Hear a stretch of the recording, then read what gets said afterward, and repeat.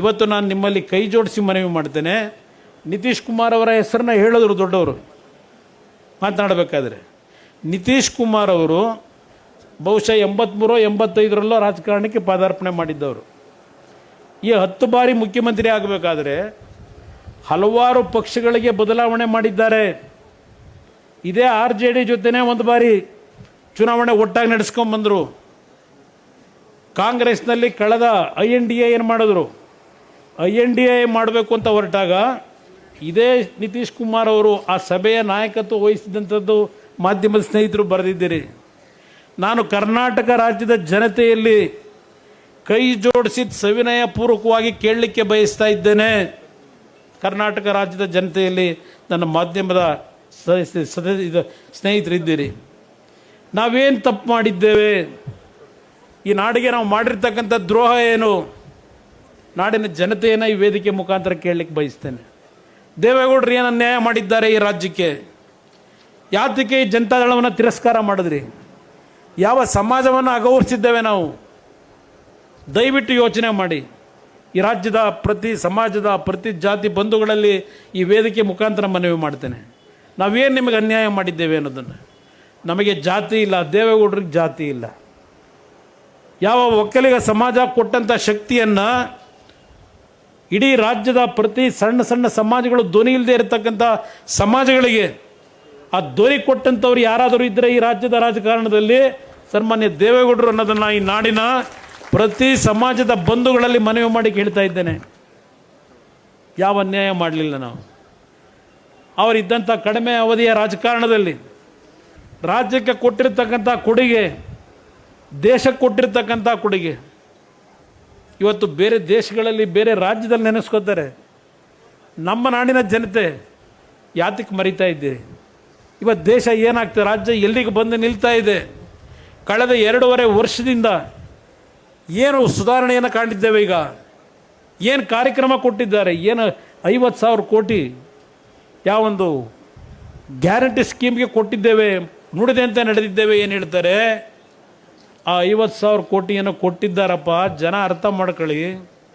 ಆ 50,000 ಕೋಟಿಯನ್ನು ಕ್ರೋಢೀಕರಿಸಲಿಕ್ಕೆ ಈ ನಾಡಿನ 7.5 ಕೋಟಿ ಜನತೆಯ ಜೋಬಿಗೆ ಕೈ ಹಾಕಿ ಎಷ್ಟು ದರೋಡೆ ಮಾಡಿದ್ದಾರೆ ಅನ್ನೋದನ್ನು ಏನಾದರೂ ಯೋಚನೆ ಮಾಡಿದ್ದೀರಾ? ಈ ನಾಡಿನ ನನ್ನ ತಂದೆ ತಾಯಿಂದರು ಕೇಳಲಿಕ್ಕೆ ಬಯಸ್ತಾ ಇದ್ದೇನೆ. ದುಡ್ಡು ಬರೋದಿರಲಿ, ಇವತ್ತು ಸಂಗ್ರಹ ಮಾಡೋದ್ರಲ್ಲ ಸರ್ಕಾರ ಖಜಾನೆ ತುಂಬಿಸ್ಲಿಕ್ಕೆ ಯಾವ್ಯಾವ ಬಾಪ್ನಲ್ಲಿ ಎಷ್ಟಿಷ್ಟು ಏರಿಕೆ ಮಾಡಿದ್ರು, ರಿಜಿಸ್ಟ್ರೇಷನ್ ವ್ಯಾಲ್ಯೂ ಎಷ್ಟು ಮಾಡಿದ್ರು, ಗೈಡೆನ್ಸ್ ವ್ಯಾಲ್ಯೂ ಎಷ್ಟು ಮಾಡಿದ್ರು. ಇನ್ನು ಮೈಕೈ ನೋವು ಪಟ್ಟು ಅಂತ ಹೇಳಿ ದುಡಿಮೆ ಮಾಡಿ ಸಂಜೆ ಹೋಗ್ದಿರಲ್ಲ ಒಂದು ಕ್ವಾರ್ಟರ್ ಬಾಟ್ಲಿಗೆ, ಅದಕ್ಕೆ ಎಷ್ಟು ಏರಿಕೆ ಮಾಡಿದ್ದಾರೆ. ಬಿ ಖಾತಾ ಎ ಖಾತಾ ಅಂತೇಳಿ ಅದೇನು ಕತೆ ನಡೀತಿದೆ. ಈಗ ಅದೆಂಥದ್ದು ಕಸ ಗುಡ್ಸೋಕ್ಕೆ ಅದೆಂಥದ್ದು ಬಾಡಿಗೆ ಕೊಡ್ತಾವ್ರಂತೆ 700 ಕೋಟಿ. ಎಲ್ಲೆಲ್ಲಿ ದುಡ್ಡು ಹೊಡಿತಾ ಇದ್ದಾರೆ? ಯಾತಕ್ಕೆ ಜನಕ್ಕೆ ಅರ್ಥ ಆಗ್ತಾ ಇಲ್ಲ. ಗುಂಡಿ ಮುಚ್ಚಲಿಲ್ಲ ಅಂತೀರಿ. ಆ ಗುಂಡಿಲಿ ಬಿದ್ದು ಎಷ್ಟು ಜನ ಈಗಾಗಲೇ ತೀರ್ಕೊಂಡಿದ್ದಾರೆ. ನಮ್ಮ ರೈತರು ದಯವಿಟ್ಟು ಯೋಚನೆ ಮಾಡಿ. ಕರ್ನಾಟಕ ರಾಜ್ಯದ ರೈತ ಬಂಧುಗಳು ಮೆಕ್ಕೆಜೋಳ ಖರೀದಿ ಕೇಂದ್ರ ಮಾಡಲಿಲ್ಲ ಅಂತೇಳಿ ಸ್ಟ್ರೈಕ್ ಮಾಡಿದ್ರಿ. ಕಬ್ಬು ಬೆಳೆಗಾರರು ಪಾಪ ಕಷ್ಟಪಟ್ಟು ಬೆಳೆದಂಥ ರೈತರು ಟ್ರ್ಯಾಕ್ಟರ್ನಲ್ಲಿ ಕಬ್ಬು ತುಂಬ್ಕೊಂಡು ಹೋದರೆ ಬಾಗಲಕೋಟೆಯಲ್ಲಿ 15-20 ಟ್ರ್ಯಾಕ್ಟರ್ ಬೆಂಕಿ ಇಟ್ರಿ. ಅದು ಯಾರು ಹಾಕಿದ್ದೀರೋ ಗೊತ್ತಿಲ್ಲ. ಇದು ಈ ಸರ್ಕಾರ ನಿಮಗೆ ಕೊಡ್ತಿರೋ ರಕ್ಷಣೆ ಇದು. ಇಂಥ ಸರ್ಕಾರ ಬೇಕಾ ಈ ರಾಜ್ಯಕ್ಕೆ? ಇಷ್ಟು ದಿವಸ ಆಯಿತು, ಹಲವಾರು ರೀತಿಯ ಪ್ರವಾಹದಲ್ಲಿ ಬೆಳೆ ಕಳ್ಕೊಂಡಿದ್ದೀರಿ, ಮನೆ ಕಳ್ಕೊಂಡಿದ್ದೀರಿ. ಏನು ಕೊಟ್ಟಿದ್ದಾರೆ ಈಗ ನಿಮ್ಗೆ? ಇನ್ನೂ ಈಗ ಅರ್ಜಿ ತಗೊಂಡೋಗಿ ಕೊಟ್ಟು ಬಂದವರು ಪ್ರಧಾನಮಂತ್ರಿಗಳಿಗೆ. ಇನ್ನು ಕಾಡು ಪ್ರಾಣಿಗಳು ಗೊತ್ತಣ. ಅದರಿಂದ ಅದಕ್ಕೆ ನಾನು ಹೇಳ್ತಾ ಇದ್ದೇನೆ, ಯೋಚನೆ ಮಾಡಿ. ನಾನು ಈ 2 ಬಾರಿ ಮುಖ್ಯಮಂತ್ರಿ ಆಗಿದ್ದು ಸಂಪೂರ್ಣ ಬಹುಮತದ ಸರ್ಕಾರದಲ್ಲ. ಒಂದು ಬಾರಿ BJP ಜೊತೆ, ಇನ್ನೊಂದು ಬಾರಿ ಕಾಂಗ್ರೆಸ್ ಜೊತೆ ಮಾಡಿದ್ದೇವೆ. ಮೊದಲನೇ ಬಾರಿ ಮುಖ್ಯಮಂತ್ರಿ ಆದಾಗ 20 ತಿಂಗಳಿನಲ್ಲಿ ನಾನು ಮುಖ್ಯಮಂತ್ರಿಯಾಗಿ ದುಡ್ಡೆಷ್ಟು ಮಾಡಬೇಕು ಅಂತ ಯೋಚನೆ ಮಾಡಿದಾನಲ್ಲ, ಆ ಇದ್ದಂಥ 20 ತಿಂಗಳಲ್ಲಿ ಏನು ಕಾರ್ಯಕ್ರಮವನ್ನು ಈ ನಾಡಿನ ಜನತೆ ಕೊಡಬೇಕು ಅಂತ ಹೇಳಿ ಎಷ್ಟು ಕಾಲೇಜ್ಗಳು ಕೊಟ್ಟು, ಎಷ್ಟು ಹೈಸ್ಕೂಲುಗಳು ಕೊಟ್ಟು, ಜೂನಿಯರ್ ಕಾಲೇಜ್ ಕೊಟ್ಟು, ಸಬ್ಸ್ಟೇಷನ್ ಎಷ್ಟು ನಿರ್ಮಾಣ ಮಾಡೋದು, ಇಂಜಿನಿಯರಿಂಗ್ ಕಾಲೇಜ್ ಎಷ್ಟು ಮಾಡೋದು, ಆಸ್ಪತ್ರೆಗಳು ಎಷ್ಟು ಕಟ್ಟಿದ್ದೇವೆ, ಹೇಳ್ತಾ ಹೋದರೆ ಹಲವಾರು ವಿಷಯಗಳನ್ನು ಹೇಳ್ಬೋದು. ಲಾಟ್ರಿ ನಿಷೇಧ ಮಾಡೋದು, ಅಲ್ಲಿಂದ ಸಾರಾಯಿ ನಿಷೇಧ ಮಾಡೋದು. ಲಾಟ್ರಿ ನಿಷೇಧ ಮಾಡಿದಾಗ ಯಾವ್ಯಾವ ರೀತಿ ನನ್ನ ಮೇಲೆ ಒತ್ತಡ ಹಾಕಿದ್ರು, ಆ ಒಂದು ಒತ್ತಡಕ್ಕೆ ಮಣಿಲಿಲ್ಲ ನನ್ನ ಬಡವರು. ಇವತ್ತು ಆ ಲಾಟ್ರಿಯ ಒಂದು ವ್ಯಾಮೋಹಕ್ಕೊಳಗಾಗಿ ಮನೆ ಮಠ ಕಳ್ಕೊತಾ ಇದ್ದಾರೆ. ಅಂಥ ಒಂದು ಲಾಟ್ರಿ ನಡೆಸ್ತಕ್ಕಂಥವ್ರಿಂದ ದುಡ್ಡು ತಗೊಂಡು ಆ ಪಾಪದ ಕೆಲಸ ಮಾಡಬಾರ್ದು ಅಂತ ಎಂದೂ ಮಾಡಲಿಲ್ಲ ನಾವು. ಇದಕ್ಕೆ ನಮಗೆ ಶಿಕ್ಷೆ ಕೊಡ್ತೀರಾ ಕರ್ನಾಟಕ ನಾಡಿನ ಜನತೆ? ಕೇಳಲಿಕ್ಕೆ ಬಯಸ್ತಾ ಇದ್ದೇನೆ. 25,000 ಕೋಟಿ ರೈತರ ಸಾಲ ಮನ್ನಾ ಸಿದ್ದರಾಮಯ್ಯನವರು ಕಮಿಟ್ ಮಾಡಿದ್ದಂಥ 4,500 ಕೋಟಿ ಆ ಹಣವನ್ನು ನಾವೇ ತೀರಿಸೋದು ಇದ್ದಿದ್ದು 14 ತಿಂಗಳಲ್ಲಿ. ಆ ಸಾಲ ಮನ್ನಾ ಅಷ್ಟೇ ಅಲ್ಲ, ಪ್ರತಿ ವಿಧಾನಸಭಾ ಕ್ಷೇತ್ರಕ್ಕೆ 500 ಕೋಟಿಯಿಂದ 1,000 ಕೋಟಿ ದುಡ್ಡು ಕೊಟ್ಟಿದ್ದೇವೆ. ಕಾಂಗ್ರೆಸ್ನವರು ಹೇಳ್ತಾರೆ, ಕುಮಾರಣ್ಣ ನೀನು 18ರಲ್ಲಿ ಏನು ಕೊಟ್ಟೆ ದುಡ್ಡನ್ನ ನಮ್ಮ ಕ್ಷೇತ್ರಕ್ಕೆ, ಈಗಲೂ ಅದೇ ಕೆಲಸ ನಡೀತಿದೆ ಅಂತಾರೆ. ಇದು ನಾವು ಮಾಡಿರೋ ತಪ್ಪ? ನಾಡಿನ ಜನತೆಯನ್ನು ನಾನು ಕೇಳಲಿಕ್ಕೆ ಬಯಸ್ತಾ ಇದ್ದೇನೆ. ನಿತೀಶ್ ಕುಮಾರ್ ಅವ್ರದ್ದು ಹೇಳ್ತಾ ಇದ್ದೆ, ಎಷ್ಟು ಪಾರ್ಟಿ ಬದಲಾವಣೆ ಮಾಡೋದು. ಇವತ್ತು 10ನೇ ಬಾರಿ ಪ್ರಮಾಣ ವಚನ ಸ್ವೀಕಾರ ಮಾಡಿದ್ರು. ಬಹುಶಃ ಯಾವ ದೇವೇಗೌಡರ ವಿರುದ್ಧ ಮೊದಲನೇ ನಿರ್ಣಯ ನಾನು ಮಾಡಿದೆ, ರಾಜಕೀಯದ ಅವರ ತೀರ್ಮಾನಗಳಿಗೆ ಕೆಟ್ಟ ಹೆಸರು ಅವ್ರಿಗೆ ತಂದೆ, ಅವರ ಅಪ್ಪನೇ ಕಳಿಸ್ಬಿಟ್ಟು ಮುಖ್ಯಮಂತ್ರಿ ಮಾಡಿಸೋನೆ ಅಂತ ಹೇಳಿ ಹಲವಾರು ರೀತಿಯ ಒಂದು ಅವ್ರ ಮೇಲೆ ದೂರು ಹೊರಿಸಿದ್ರು. ಇಂಥ ಸಂದರ್ಭದಲ್ಲಿ ನಾನು ಅವ್ರ ಹೆಸರು ಉಳಿಸಬೇಕು.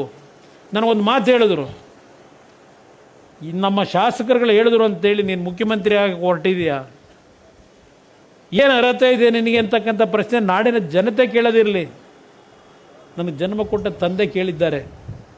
ಏನು ಅರ್ಹತೆ ಇದೆ ಅಂತೇಳಿ ನೀನು ಮುಖ್ಯಮಂತ್ರಿ ಆಗಿ ಹೊರಟಿದ್ದೀಯಾ, 1 ಗಂಟೆ ನೀನು ವಿಧಾನಸಭೆ ನಡೆಸೋಕ್ಕಾಗುತ್ತಾ ಅಂತ ಹೇಳಿ.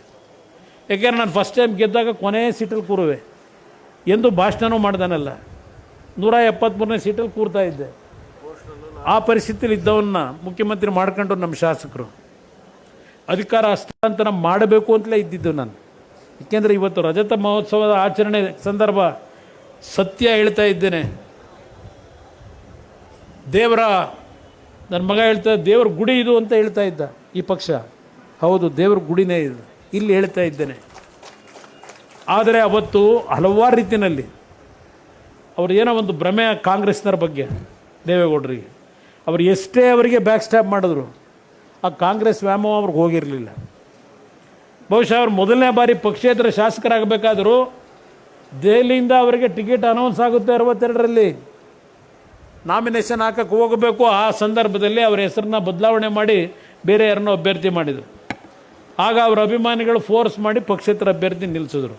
ಅಲ್ಲಿಂದಲೇ ಪೆಟ್ಟು ತಿನ್ಕೊಂಡ್ಬಂದಿದ್ದಾರೆ ಅವರು, ಕಾಂಗ್ರೆಸ್ನ ನಡವಳಿಕೆ ನೋಡಿದ್ದಾರೆ. ಆದರೂ ಸಹ ಇರೋ ಜಾತ್ಯತೀತ ಸೆಕ್ಯುಲರ್ ಫೋರ್ಸು ಒಟ್ಟಾಗಿರಬೇಕು ಈ ದೇಶದಲ್ಲಿ.